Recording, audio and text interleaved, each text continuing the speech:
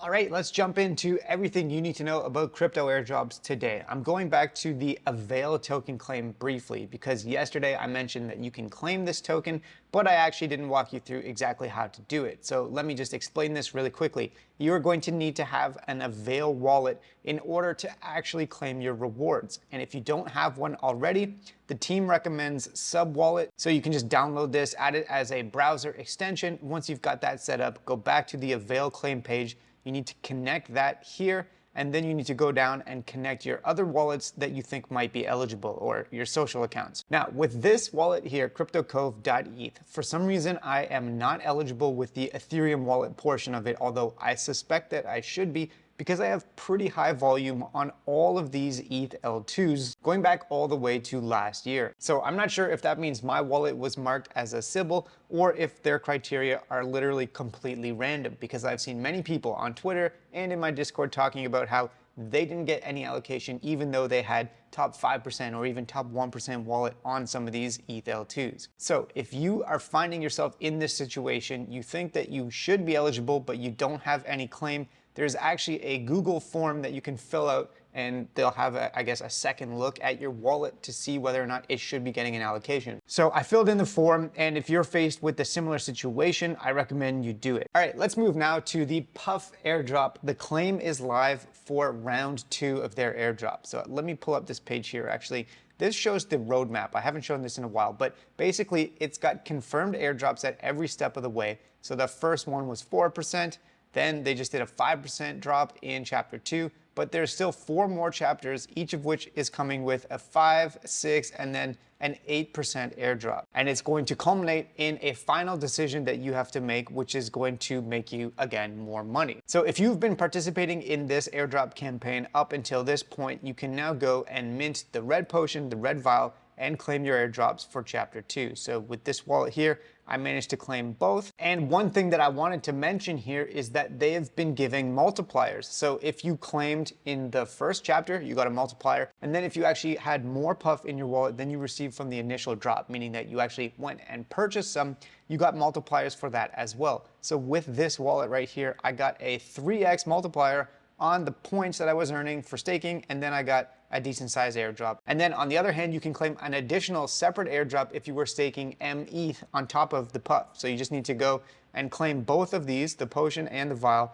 and each one that you claim is going to come with tokens. And these NFTs that you mint are soulbound NFTs. They don't actually have any value. However, they are going to be used moving forward to give you multipliers in the future rounds of the airdrop campaign.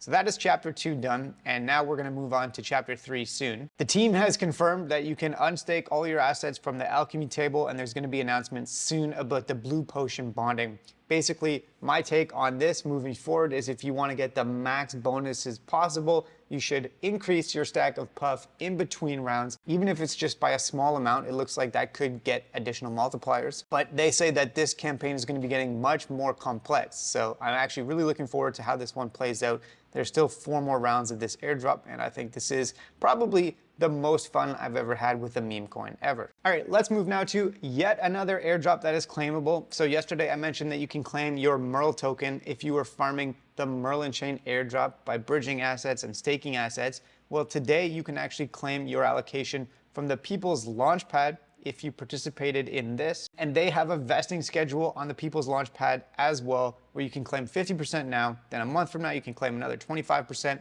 and then it goes down from there for a 6-month vesting schedule.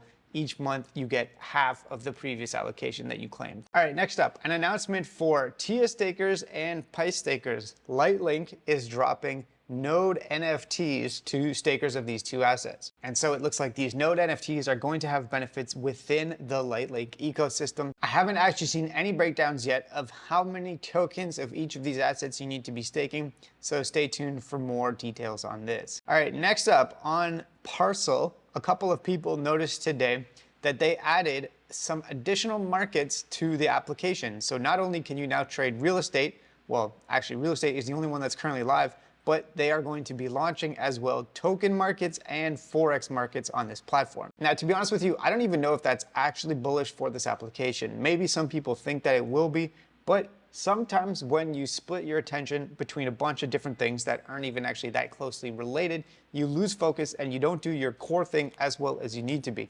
And Parcel is branded as a real estate trading platform, and now they're adding Forex and crypto markets. It just seems a little bit disjointed to me, but I am curious to see how this plays out. And I don't want to FUD my own bag because I did get a pretty decent allocation of Parcel, but anything that increases the price of it from here would be great in my humble opinion. All right, next up, let's talk about Layer 3. So if you haven't visited their questing platform in a few days, you're in for a surprise because they've undergone a little bit of a redesign. It looks a little bit sleeker now and more grown up, I would say. They have a new quest on right now called Reintroducing Layer 3, and you can get a cube reward for this, which will help you qualify for the Layer 3 airdrop. It's super simple, will take you less than a minute to claim, so I definitely recommend you do this new cube quest, and then you can explore the new platform and see how it looks. All right, next up, a couple of days ago, I shared some details on this Aperture Finance airdrop campaign, which was also shared by Steven, the calculator guy from DeFi Dojo. And their points system had been gamified a little bit, and a lot of people were taking advantage of their recurring rebalance strategies to max qualify for points.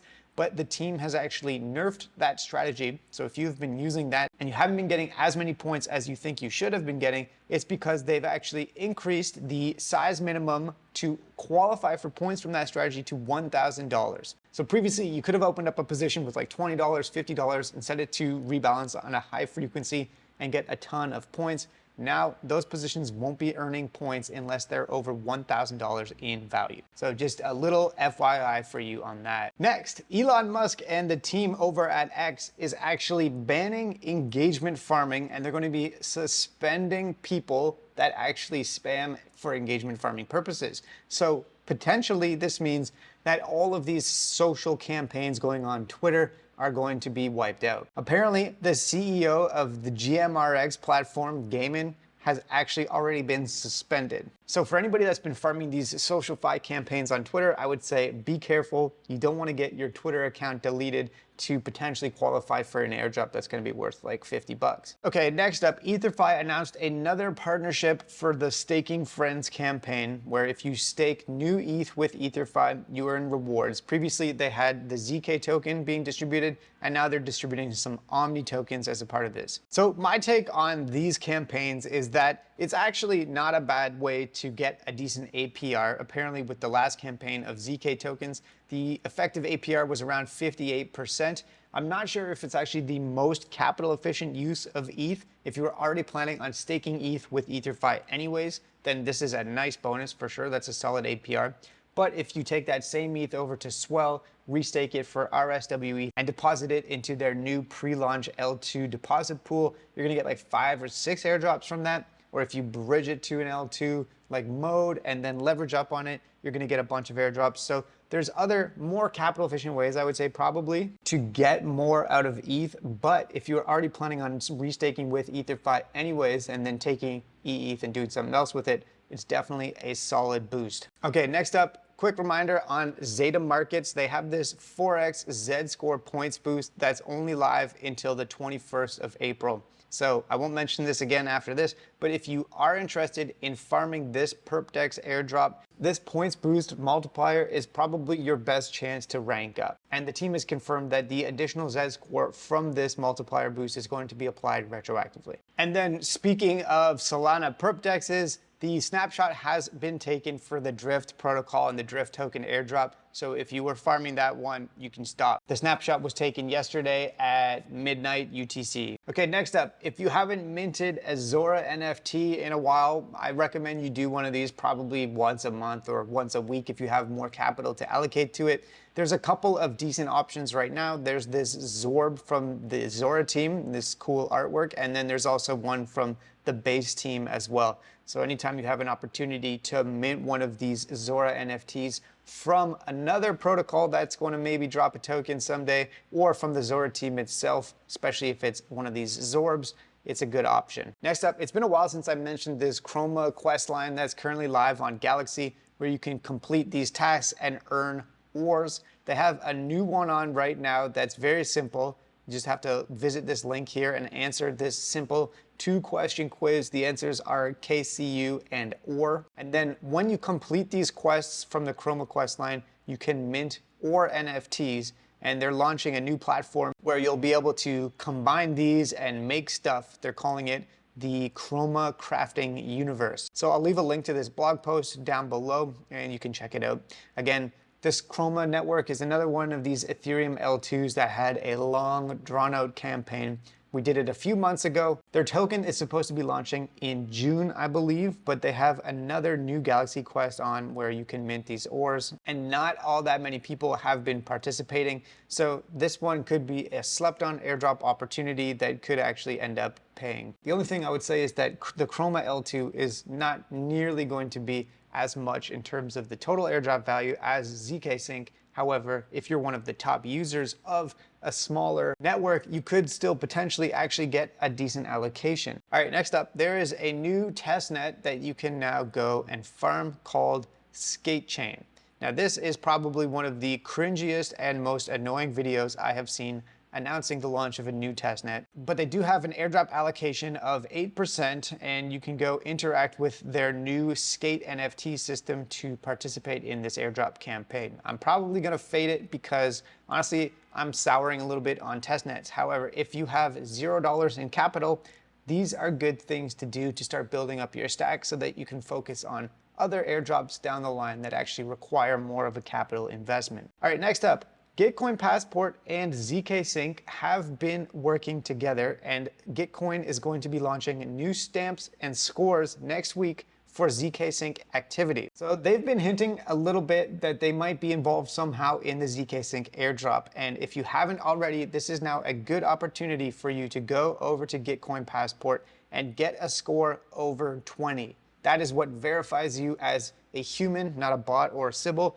and could help you qualify for airdrops. Another thing to remind you is that occasionally you need to refresh the stamps on your passport. So if you haven't actually visited the Gitcoin Passport site in a while, you might have actually had some of your stamps expire and your score can drop below 20. So periodically, I think every 90 days or so, you have to go back, refresh your passport, and make sure that you keep that score over the threshold of 20, and that will help ensure that you don't get excluded from airdrops for being a Sybil. There's lots of different ways that you can earn points, and then next week there's going to be more ZK Sync points available. I actually have a full tutorial on my channel talking about this, so you can look at that if you need more guidance. So that is it for today's video. Hopefully you found this helpful. As always, thank you so much for watching, and have a great day.